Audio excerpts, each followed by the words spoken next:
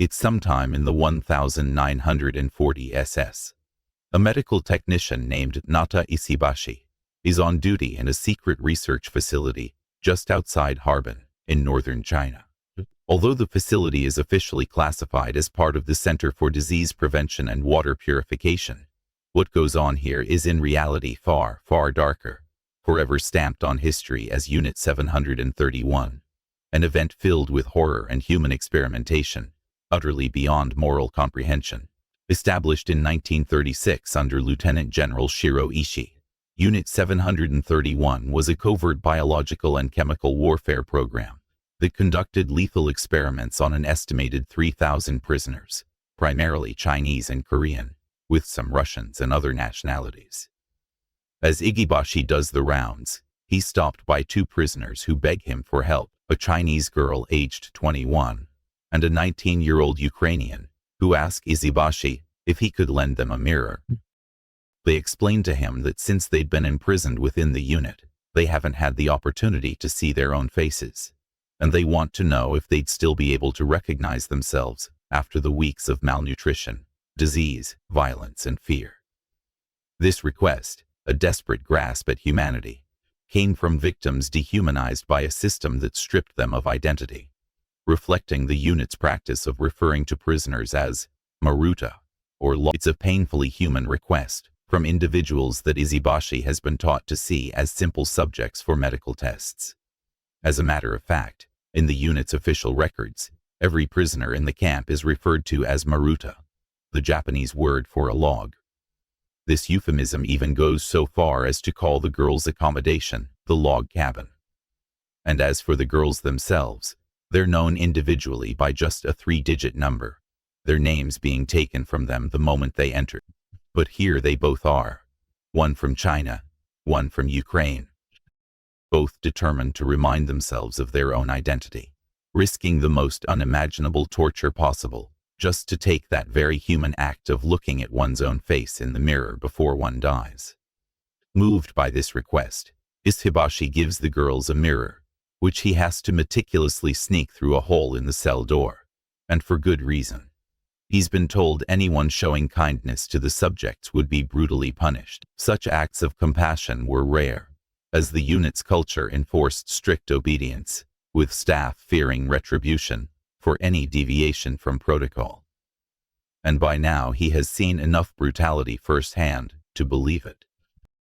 We don't know what the girls saw in their reflection, but we know what happened next, because 40 years later in 1981, this same Nata Izibashi would give public testimony to a war crime tribunal in Tokyo. His testimony, part of a wave of revelations following Emperor Hirohito's death, helped uncover Unit 731's atrocities, though the Japanese government did not acknowledge them until 1988.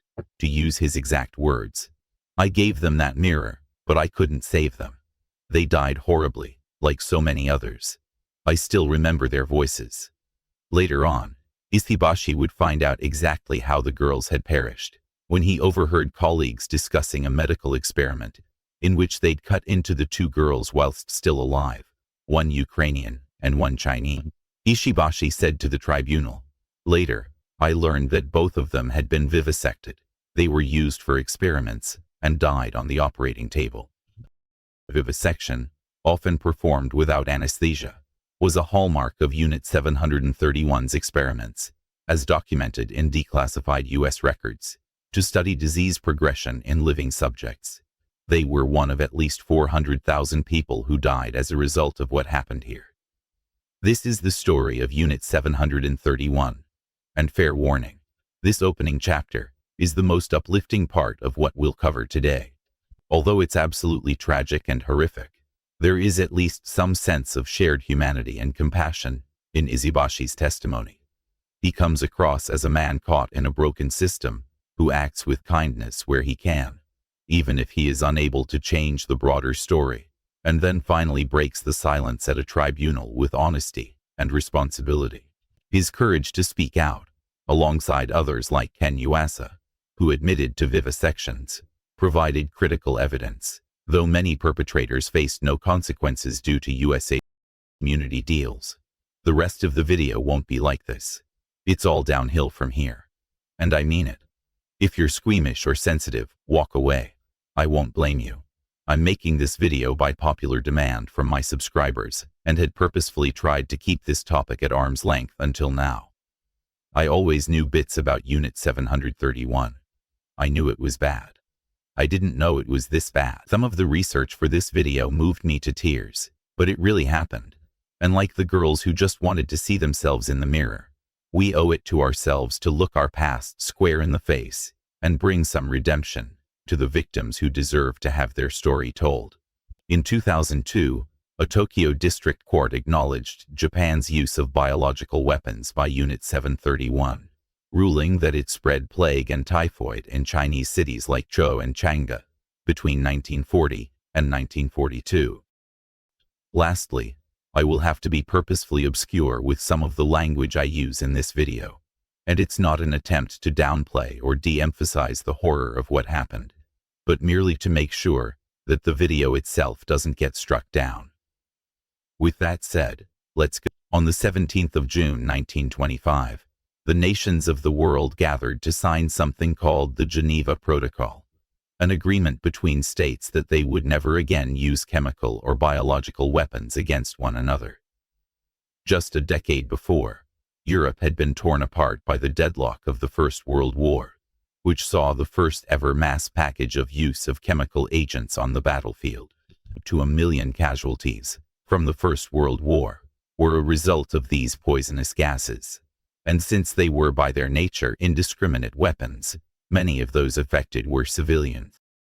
The protocol, ratified by 38 nations, aimed to prevent the recurrence of such horrors, though Japan's later violations went unpunished due to geopolitical priorities. The world was determined that never again would this hell be unleashed onto the face of the earth, to work its way into the lungs, eyes, and throats of anyone unlucky enough to be caught in the wake of these deathly clouds. To get a sense of just how awful the effects of these weapons were, you need only look at Wilfred Owen's poem Dulce et decorum est. As, under a green sea, I saw him drowning.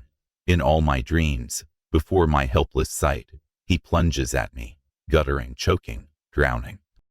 If in some smothering dreams you too could pace behind the wagon that we flung him in, and watch the white eyes writhing in his hanging face like a devil's sick of sin.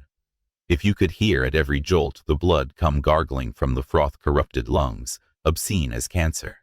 Grim as it sounds, this is typical for chlorine gas poisoning, which sets in within seconds of exposure, as the linings of the airways inflame and fill with fluid. Victims drown alive while their mouths fill with foam. Those lucky enough to survive are left with permanent lung damage. But as all this horror was unfolding in Europe, the Japanese military watched on closely and studied the carnage in the trenches.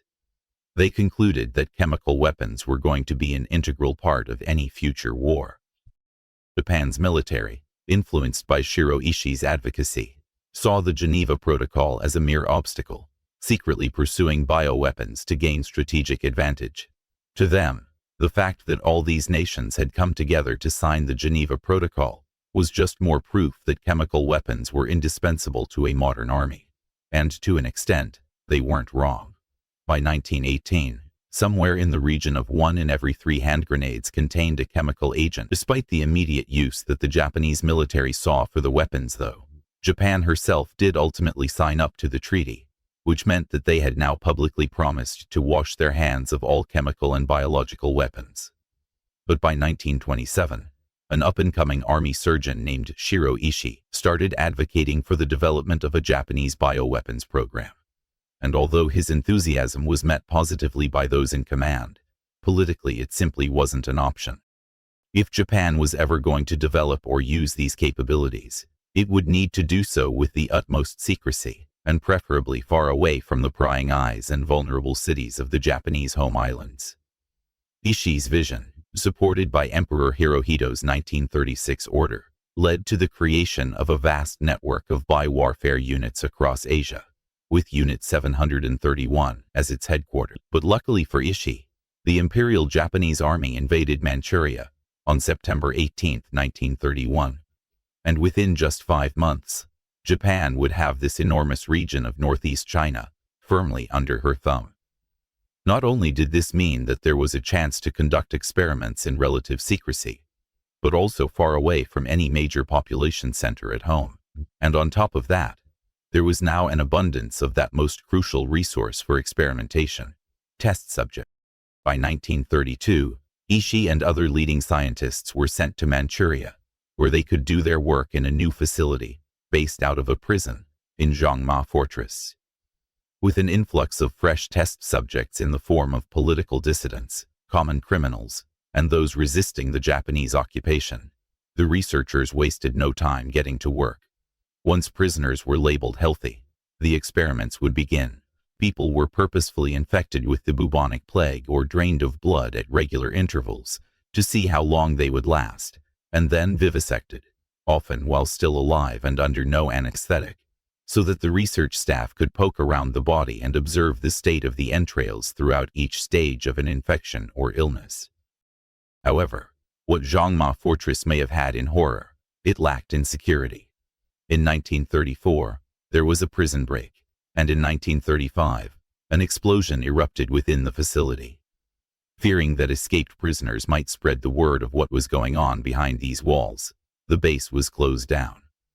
But Imperial Japan wasn't giving up. In fact, they were just getting started. A brand new facility was constructed, much larger, and this time around 25 km south of Harbin, allowing for extra prisoners and extra security.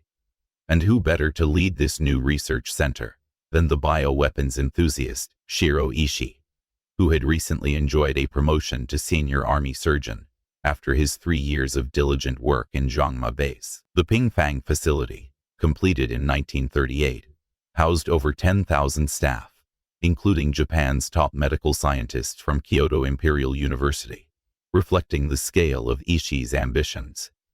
It is at this stage that things go from bad to worse. And remember, this torment would go on for 9 years. Most of the prisoners who suffered in Unit 731 would have been sent there more or less arbitrarily, the majority of which were Chinese civilians under occupation, or prisoners of war who surrendered whilst resisting the Japanese invasion. A sizable portion of Russians would also fall victim, and even some European and American souls would meet their ends here. When the prisoners arrived at the facility, they would be driven through the gates in a blacked-out car, and then, once processed, would be led into a tunnel, which would take them from the innocent push facade into the actual quarters where they could be privately subjected to the most unspeakable fates, all under the innocent guise of disease prevention. Names were replaced with numbers. Men and women were divided into separate quarters. At first, Unit 731 restricted itself purely to research around biological warfare, intentionally infecting victims with all manner of diseases, including the plague, typhoid, dysentery, anthrax, even venereal diseases like syphilis and gonorrhea, which will come up in more detail later. Most of the time, these would be injected directly into the victims under the guise of a vaccination, and then the subjects would be examined as they declined in health, often, as we said, being vivisected alive, and then discarded once the researchers had the information they needed. One surgeon at the unit anonymously testified to the New York Times about a vivisection involving a man who had been deliberately infected with the plague. To quote, "The fellow knew that it was over for him, and so he didn't struggle when they led him into the room and tied him down. But when I picked up the scalpel, that's when he began screaming.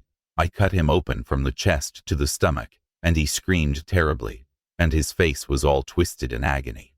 He made this unimaginable sound. He was screaming so horribly, but then finally he stopped. This was all a day's work for the surgeon, but it really left an impression on me because it was my first time." This testimony, published in 1981, was part of growing public awareness, spurred by Seiichi Morimura's book, The Devil's Gluttony, which exposed Unit 731's horrors. Horrific as all this is, it wouldn't take long before Ishii and the other staff at the facility started to go beyond their officially sanctioned research and move into other areas of investigation.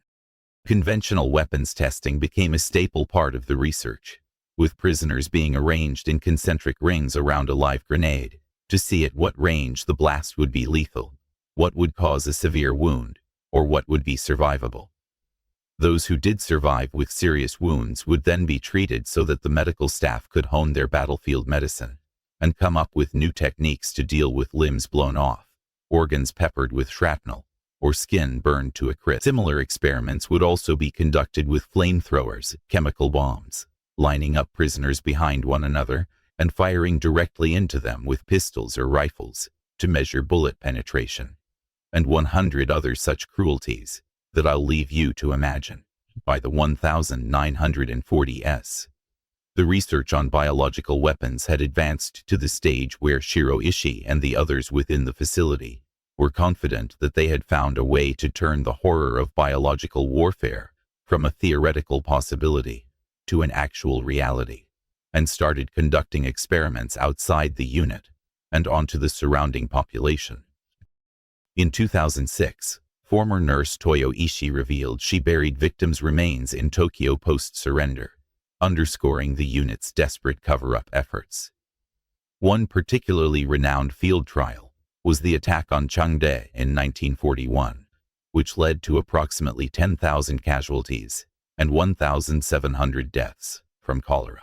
Over the course of the war, a further 11 Chinese cities were attacked in this way, as poisoned candy was handed out to starving children, infected clothing was distributed to impoverished locals, plague fleas encased in porcelain bombs were scattered over households, and contaminated supplies were left free in town centers.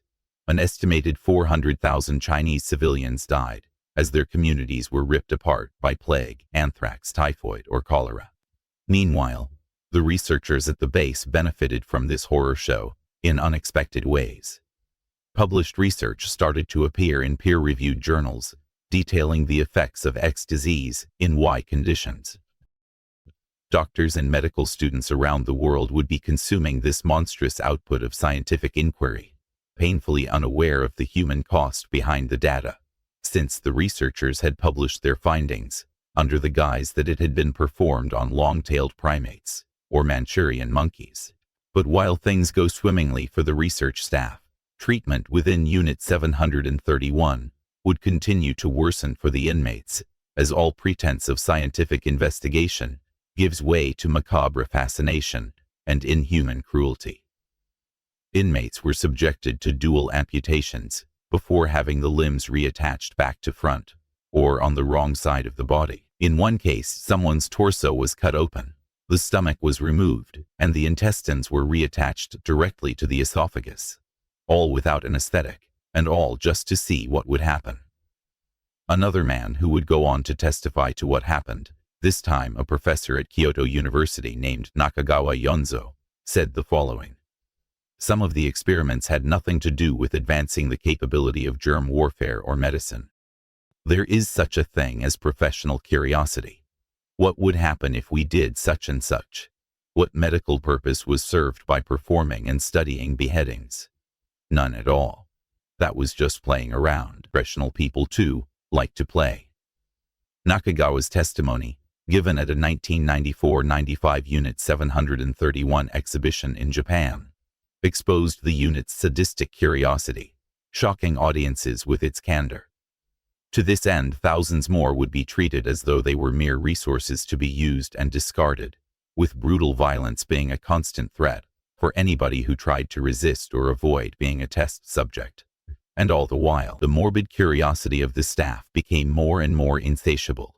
For the head honcho of all of this, Shiro Ishii, the value of life declines well below anything that we could recognize as human. The historian Sheldon Harris tells us that if Ishii or one of his co-workers wanted to do research on the human brain, then they would order the guards to find them a useful sample. A prisoner would be taken from his cell, guards would hold him, while another guard would smash the victim's head open with an axe. His brain would be extracted off to the pathologist, and then to the crematorium for the usual disposal. I could spend the whole day talking about each individual horror story that I've come across, and we would still not exhaust the list. It's that bad. But one cannot fully grasp the horror of Unit 731 until we consider the treatment of women and children. In an effort to measure the spread of venereal diseases, The researchers swapped out the method of injecting their victims with the disease, and instead would simply force prisoners to copulate with one another at gunpoint, until they were satisfied that it had been transferred. Countless women in various stages of pregnancy were subjected to this fate in order to fully understand the effects of certain diseases on the development of a baby. And those babies, once born, would not be spared their mother's torment. One particularly cruel researcher, named Hisato Yoshimura, conducted several tests on the impact of frostbite on the body, including one experiment in which the hands of a 3-year-old child were soaked in water containing ice and salt until the frost took hold. Others would have limbs frozen until they hardened to the point at which he could hit them with a stick, and they would, quote, make a sound resembling that which a board gives when it is struck. It goes on and on like this, over and over. Horror after horror. Men dehydrated in superheated rooms until they finally expire, at 20% of their usual body weight. Victims thrown into gas chambers to measure how long one can survive if the dosage is varied. Blood transfusions with the wrong blood type simply to see what would happen. It's just layers upon layers of cruelty and suffering, and it's worth noting that all of the first-hand accounts we have of what happened in Unit 731 come to us from the staff and guards that worked there. No survivor accounts exist, because no one survived. Every single soul who was sent to Unit 731 died there, most of which within 2 months of entering. The absence of survivor testimony, as noted in Hal Gold's Unit 731 testimony, underscores the unit's total destruction of evidence, leaving only perpetrator accounts. One dreads to imagine what further depravity would be uncovered if the victims themselves could speak. Eventually, the staff themselves begin to fall victim to the horror. When one employee within the unit named Pseudo became sick with bubonic plague, he immediately switched from a valued member of the team to just another subject. To quote an eyewitness who saw the whole affair, after Pseudo's body was carefully checked, I handed a scalpel to the surgeon who, reversely gripping the scalpel, touched Pseudo's stomach skin and sliced downward.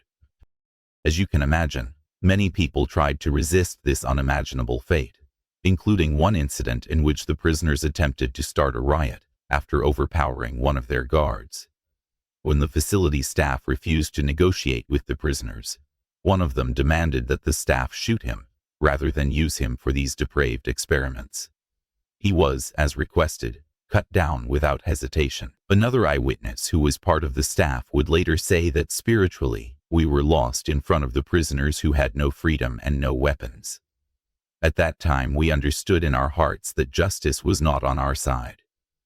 This reflection, recorded in 1994 at a Unit 731 exhibition, revealed rare moments of moral conflict among staff, though most rationalized their actions through obedience. And by 1945, 9 years and countless souls after the experiments had begun, that opportunity for justice came knocking when Japan surrendered, officially ending the Second World War, and finally opening up the process of trying leaders in the Japanese military for their war crimes. In a desperate attempt to hide their sins, the entire research facility staff began to shred all of their paperwork, burn any and all evidence, and execute every remaining prisoner before finally fleeing back to the homeland.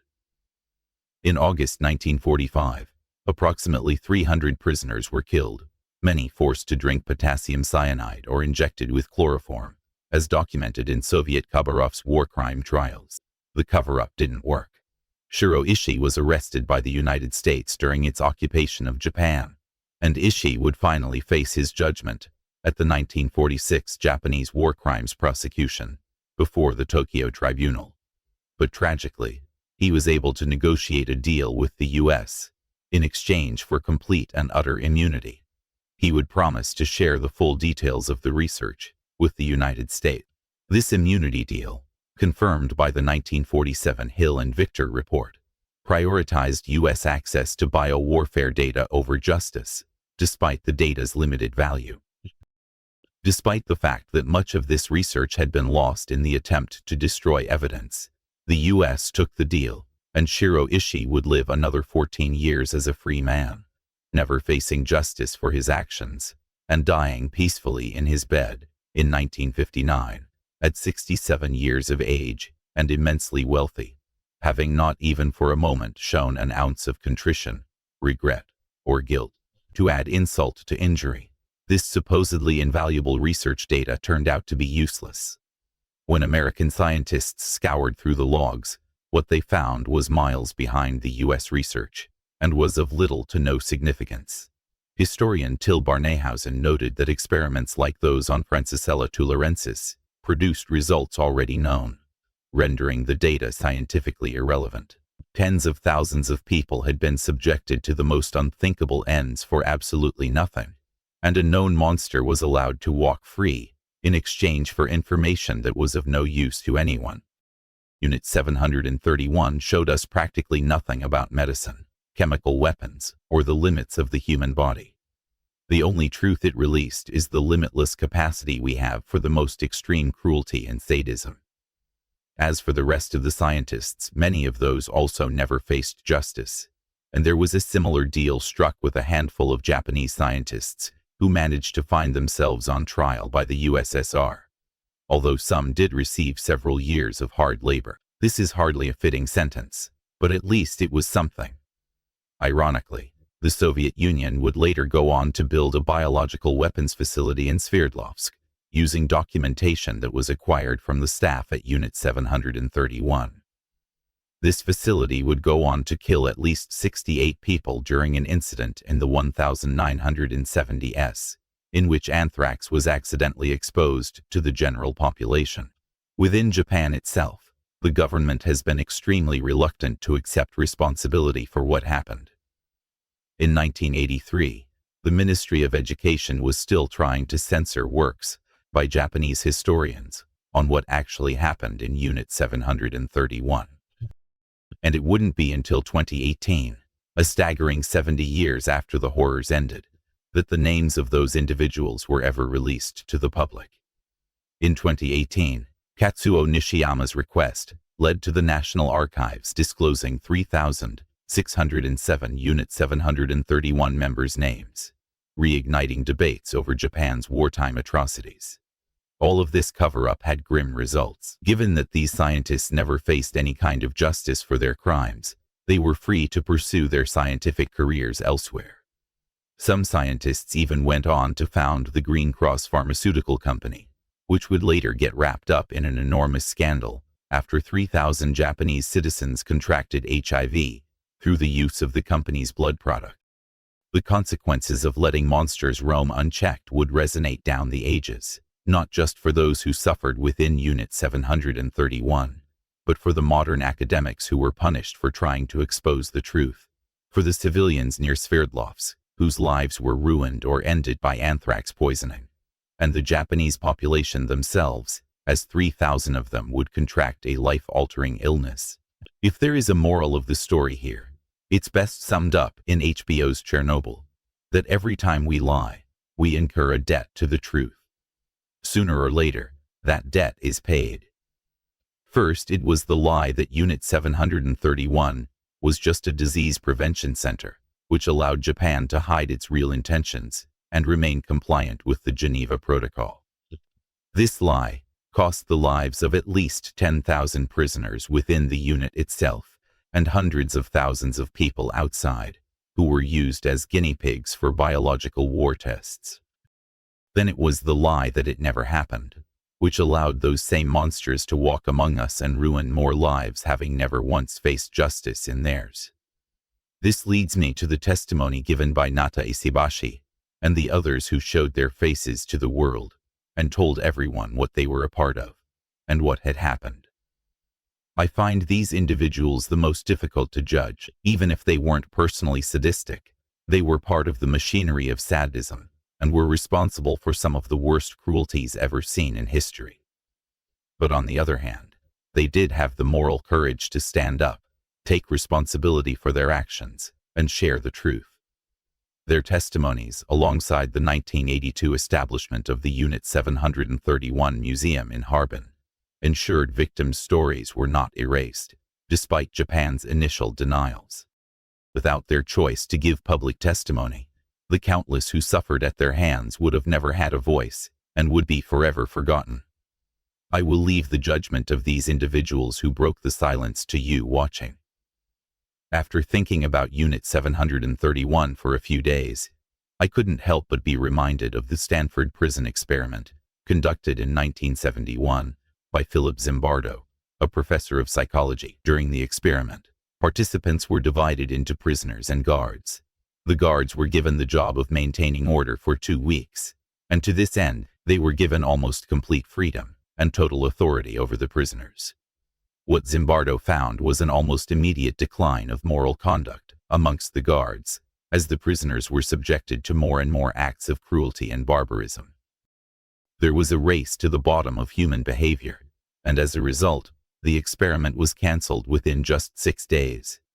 It strikes me as a very similar set of circumstances and outcomes to what happened in the facilities in China, where researchers far away from prying eyes were given near complete authority over their subjects not for 6 days, but for 9 years.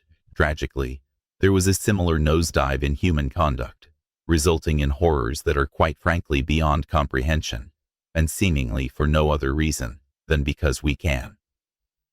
I think it's very telling that when push came to shove, the staff destroyed the vast majority of their findings, rather than be exposed for the monstrosity of their actions. It was never about the research.